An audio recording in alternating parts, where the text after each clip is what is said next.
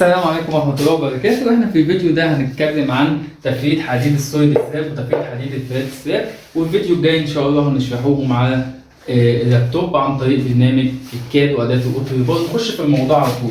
بلاطة السوليد سلاب، عشان اعرف ارسم حديد التسليح في بلاطة السوليد سلاب لازم اعرف المومنت اللي على البلاطة جاي عامل ازاي. قلنا دي عبارة عن بلاطة طولي سلاب، فالمومنت عليها عامل ازاي؟ هتلاقي ان المومنت جاي بالشكل ده كده. لو جينا رسمنا المومنت، تمام، مومنت موجب بالشكل ده، تمام، وعندي مومنت سالب بالشكل ده، صح كده؟ معنى كده ايه؟ معنى كده ان انا لما ارسم سيخ الحديد اروح جاي ماشي بالسيخ كده، تمام، من الركيزه للركيزه، وبعد كده اعمل وصل هنا من الركيزه ايه؟ للركيزه، ولما اجي اعمل المومنت اللي فوق فهتلاقي عندي عشان اقاوم شويه العزم السالب ده فانا محتاج كده سيخ من هنا بالشكل ده، هيمشي مسافه هنا ومسافه كده هنشوفها كمان شويه مظبوط كده عشان اقاوم بيه العزم السالب. طيب الكود المصري بيقول لك ايه؟ بيقول لك لما تيجي تسلح بلاطه السوليد سلاب، تمام، هتتسلح كالاتي. بص كده معايا، اول حاجه هنمشي من الركيزه للركيزه. انا كده بسلح في اتجاه اكس، هسلح بمنتهى البساطه كده اهو من الركيزه للركيزه. في مشكله في حد كده؟ وادي اهو من الركيزه للركيزه. الكود المصري قال لك ايه؟ قال لك لو الاسياخ دي عباره عن 6 فاي 12 مثلا او 6 فاي 10، فايه الفكره؟ فبحط 3 اسياخ هنا و3 اسياخ هنا. طب ال3 اسياخ اللي فوقيهم دول او اللي جنبهم هيتحطوا ازاي؟ بص كده هندسه، بيقول لك هيتحط بالشكل ده، تمام؟ يعني الكود المصري قال لك هتسيب مسافه من هنا، قيمه المسافه اللي هنا دي 1/10 ال او عشر البحر، وهتسيب مسافه من هنا، قيمه المسافه من هنا كام؟ 2/10 ال اللي هو خمس البحر، يعني هنا ضعف ده، تمام؟ وترسم السيخ كده. يبقى انا هيبقى عندي هنا سيخ ده كده عباره عن 3 فاي 10 او 3 فاي 12، وهنا كام؟ وهنا 3 فاي 12، تمام؟ ده كده طبقا للكود المصري. جميل. ده كده بالنسبه للسيخ ايه؟ السيخ السفلي، انا بسلح السفلي. وهنا نفس القصه بالظبط. بص كده هندسه، هتبص هتلاقي نفس القصه بالظبط. هتسيب من هنا 1/10 ال عشان دي طرفيه، ومن هنا 2 ايه؟ 2/10 ال. ولو جيت خدت قطاع وبسلح في الاتجاه التاني حديد السفلي، نفس القصه بالظبط. ادي السيخ اهو يا هندسه من هنا لهنا، تمام؟ وادي المسافه ايه اللي عندي، بسيب من هنا بقى هسيب 1/10 ال، وهنا بسيب 1/10 ال بمنتهى البساطه، تمام؟ طيب تعال نتكلم بقى على الحديد ايه؟ الحديد العلوي. بص يا هندسه، الحديد العلوي بقى قال لك ايه؟ انا عايز اقاوم الجزء ده، المومنت اللي هنا، جميل. فقال لك هنيجي من السنتر كده وهمشي مسافه كده هنا، وهمشي مسافه. المسافه دي قد ايه؟ المسافه دي هندسه تلت البحر ولا ربع البحر؟ ها؟ المسافه دي مين يقول؟ تلت ولا ربع؟ لا، المسافه دي هندسه هي ربع البحر. يعني ربع البحر من هنا وربع البحر من هنا. يعني المسافه دي عباره عن كام؟ ربع الطول الصافي النت اللي هو الطول ده، والمسافه دي عباره عن كام؟ عن ربع الطول الصافي اللي هو الطول ده. طب بس كده؟ لا، طب وعند الاطراف؟ عند الاطراف بيجي السيخ جاي برجل، تمام، بالشكل ده، وبيخش جوه مسافه. المسافه اللي بيخشها جوه دي بقى قدرها كام؟ بص يا هندسه، المسافه دي عباره عن 45 فاي، يا اما 45 القطر او 1/10 ال، ايهما ايه؟ ايهما اكبر؟ لو 1/10 ال او 45 القطر، يعني مثلا لو القطر 10 في مسافه 45 سم، صح؟ طب 1/10 الطول لو طلعت مثلا 50 سم، لا يبقى تخش جوه كام؟ 50 سم.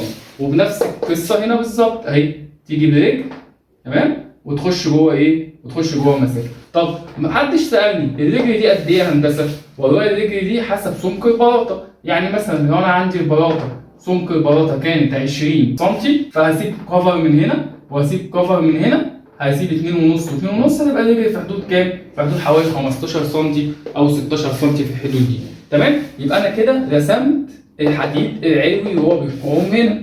جميل. طب وفي الاتجاه الثاني نفس القصه بالظبط، مفيش مشكله. هنا بقى هيبقى فيه هنا سيخ طرفي كده بريك، جاي بريك وداخل جوه مسافه. قلنا المسافه دي كام؟ يا اما 45 فاي يا اما 1/10 ال، وبنفس القصه هنا كده بالظبط. تمام كده انا فهمت في السوليد سلاب ازاي ايه؟ ازاي بسلح السوليد سلاب. وده اللي احنا هنعمله بعد كده عن طريق برنامج الكاد، ان انا هسلح كل ده واكتب له على كل ايه؟ سيخ البار مارك بتاعه وافهمه الدنيا فيها. طيب نخش بقى على قصه الفلات السلاب. دي رسمه بسيطه جدا للفلات السلاب، وقلنا عشان اعرف اسرح اي بلاطه فلازم ارسم المومنت بتاعها. طبعا الفلات السلاب بتختلف عن السوليد السلاب ان هنا مفيش كاميرات داخليه.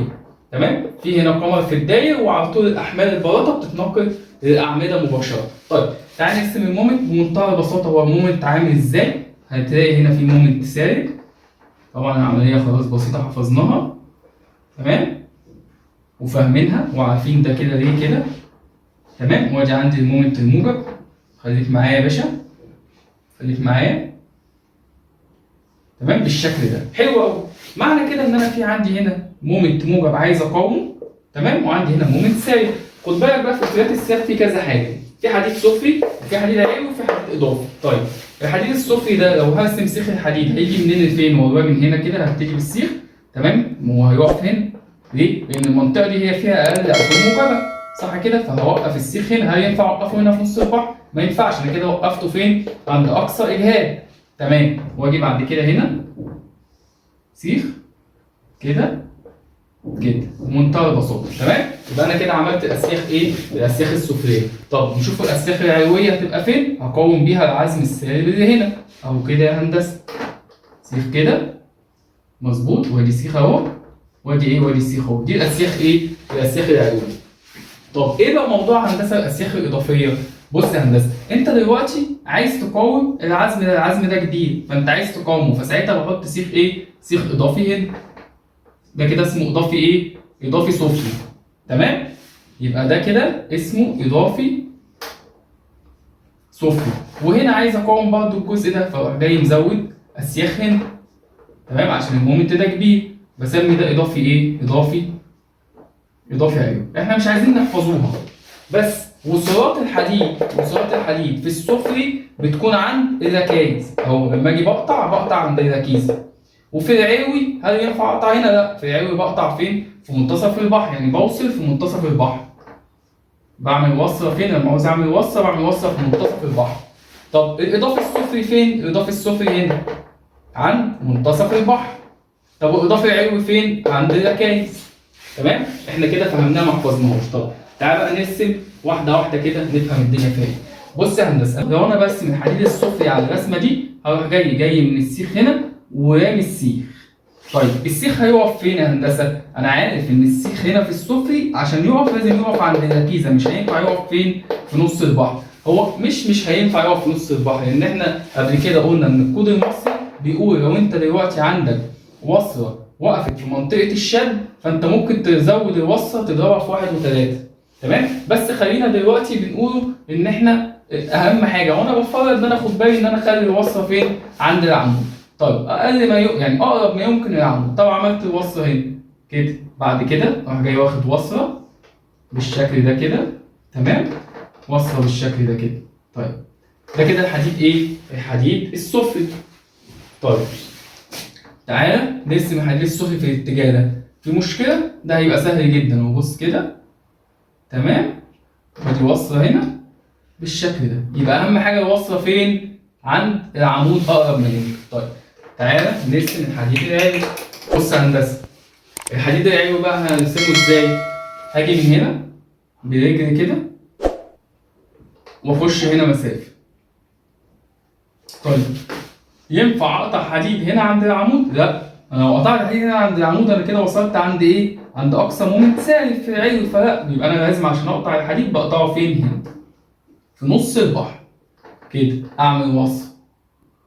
تمام؟ وصل وهكذا كده. يبقى الوصله فين؟ في نص البحر هنا. جميل الكلام. طب وفي الاتجاه التاني نفس القصه بالظبط اهو. انا لو عايز اعمل وصله هعمل وصله فين؟ في نص البحر كده. يبقى الوصله هنا والوصله هنا. طيب نيجي عند الحديد الاضافي. انا ليه اصلا بعمل حديد اضافي؟ زي ما احنا قلنا في رسمه المومنت تحت، انت بتعمل حديد اضافي عشان تقاوم العزوم الزياده. هو من اسمه حديد اضافي. تمام؟ يبقى غالبا الحديد الاضافي هيبقى عند الاعمده، او هو السالب. يعني انا لو برسم حديد السالب هتبص هتلاقي عند الاعمده بتحط حديد كده. بص كده. حديد اضافي في الاتجاهين على فكره كده. تنفيذيا يعني في الموقع هتلاقي كده. يبقى انت عندك سيخ وبيتكرر مسافه. طب لو عايز اعمل حديد اضافي السفلي، ده يبقى في نص البحر كده، يعني هتلاقي السيخ بيتكرر معاك كده. بص دي نص البحر اهو، هتلاقي السيخ بيتكرر معاك في الاتجاه ده كده. لو انت في الموقع هتلاقي السيخ بيتكرر معاك في الاتجاه ده كده. تمام؟ دي بس فكره ايه؟ فكره اضافي العلوي واضافي السفلي. طيب بكده يبقى انا فهمت الفلات الساب فكرتها ايه، عشان لما اجي دلوقتي اخش على برنامج الكاد وابتدي اشتغل افرد، ابقى انا كده فاهم انا بعمل ايه وفاهم انا بفرد ايه.